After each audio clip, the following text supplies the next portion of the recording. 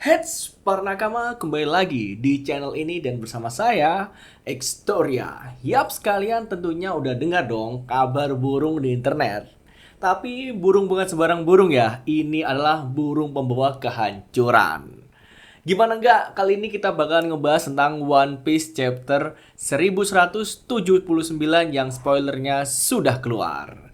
Gimana keseruannya? Yuk pantengin terus channel ini. Dan sumpah ya, ini adalah salah satu momen paling bersejarah sejak manga ini pertama kali rilis 20 tahun lebih yang lalu. Oda Sensei benar-benar gak kasih kita napas guys. Kita pikir Elbaf bakalan kelar setelah chapter kemarin dan jadi arc soal sejarah raksasa atau persaingan Loki. Tapi ternyata sang penguasa tertinggi, Sain Neronaimu, memutuskan untuk turun gunung. Oke, sebelum kita bedah wajah aslinya yang ternyata di luar nalar, lebih baik kalian siapin kopi karena kita bakal masuk ke inti cerita. Yang pertama adalah larangan Gorosei yang diabaikan. Kita mulai dari Mary Joyce. Bayangkan, 5 tetua alias Gorosei yang selama ini kita kenal sangat arogan dan kuat, mereka itu sampai berlutut dan memohon-mohon supaya Imu tidak meninggalkan Kastil Pangea. Mereka menyarankan, "Tuanku, biarkan Laksamana saja yang pergi, atau biarkan kami yang mengurusnya."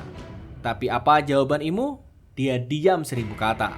Imu terlihat langsung bergerak begitu saja, dan ini menandakan satu hal. Situasi di Elbaf sudah tidak bisa lagi dikontrol oleh anjing-anjing pemerintah dunia. Imu merasa ada sesuatu di Elbaf yang harus diselesaikan secara pribadi. Apakah itu Luffy? Apakah itu Loki? Atau jangan-jangan soal Gaibon? Dan poin kedua adalah kekacauan di Elbaf karena jantung Sommer. Setelah kejadian di atas, kita dipindahkan ke Elbaf. Di tengah ketegangan, Gerd akhirnya menemukan jantung Sommer. Dan kalian tahu siapa yang ada di sana? Yaitu Zoro. Dengan gaya khasnya yang gak banyak omong, tapi langsung to the point. Zoro di sini punya sebuah ide gila buat menghancurkan jantung ini. Dan ini krusial ya nakama, karena kalau jantung itu hancur, konstelasi kekuatan di Elbaf bakal berubah total. Zoro seolah tahu kalau sesuatu yang sangat besar sedang mendekat dan mereka harus segera menyelesaikan urusan internal raksasa secepatnya. Yang ketiga adalah kedatangan Sang Raja Dunia. Nah, ini dia menu utama kita. Imu muncul di Kastil Aurus melalui sebuah lingkaran sihir hitam yang sangatlah mengerikan. Kedatangannya tidaklah tenang, melainkan disertai dengan ledakan Housou kuno Haki yang sangat dahsyat. Saking kuatnya, haki ini bukan cuma bikin pingsan orang, tapi sampai merubah cuaca dan aura di seluruh pulau. Dan inilah deskripsi fisik dari Sain Neronaimu yang bikin kita benar-benar geleng kepala. Wajah dan rambut. Lupakan teori kalian kalau Imu itu alien atau monster jelek. Imu digambarkan sebagai pria dengan wajah yang sangat tampan. Kulitnya sawo matang dengan rambut putih panjang yang terurai. Ya, sekilas mengingatkan kita tentang ras Lunarian, tapi jauh lebih agung. Kemudian sayap dan ekor. Dia memiliki sayap dan ekor iblis.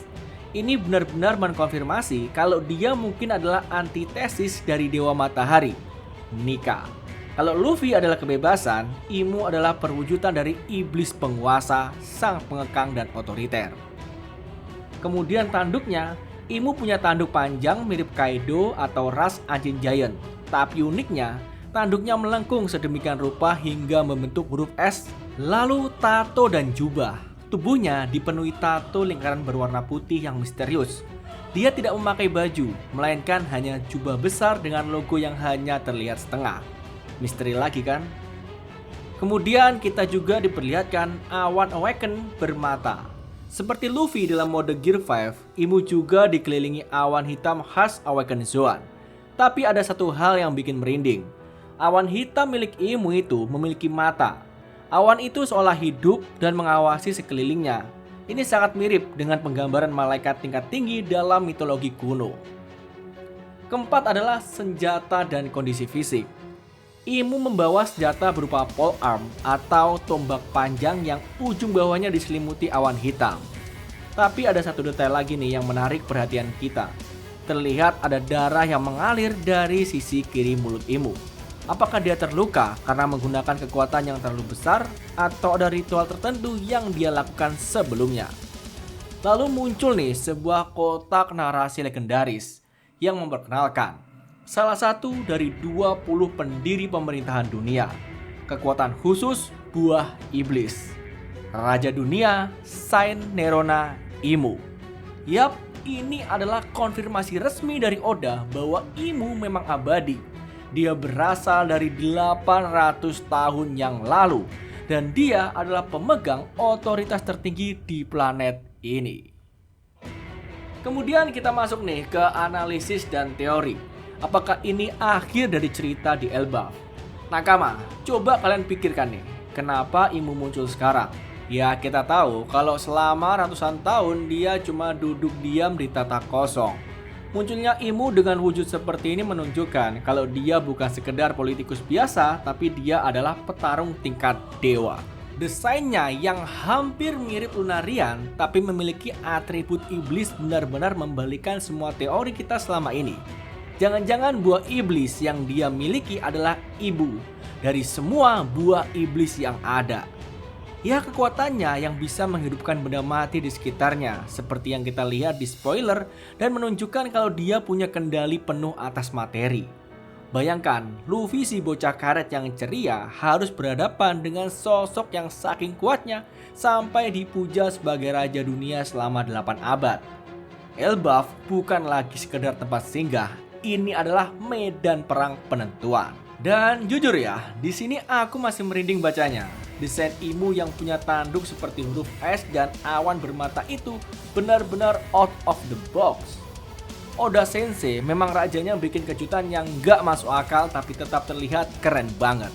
Sekarang di sini aku mau tanya pada kalian semua nih di kolom komentar. Satu ya, menurut kalian apa arti tato lingkaran putih di tubuh Imu? 2. Apakah Luffy dalam mode Gear 5 sudah cukup kuat buat hanya menyentuh Imu yang punya haki semengerikan itu? Dan yang paling penting lagi, apa sebenarnya arti dari tanduk Imu? Itu tanduk aslinya diakah ataukah Imu merupakan campuran dari beberapa ras yang sudah pernah ada diperlihatkan Oda di One Piece ini? Oke, tuliskan teori gila kalian di kolom komentar karena kita akan berdiskusi bareng mengenai chapter spoiler 1179 ini. Baik, jangan lupa untuk like, comment, share, dan subscribe-nya. Keep dreaming, stay nakama, and ciao!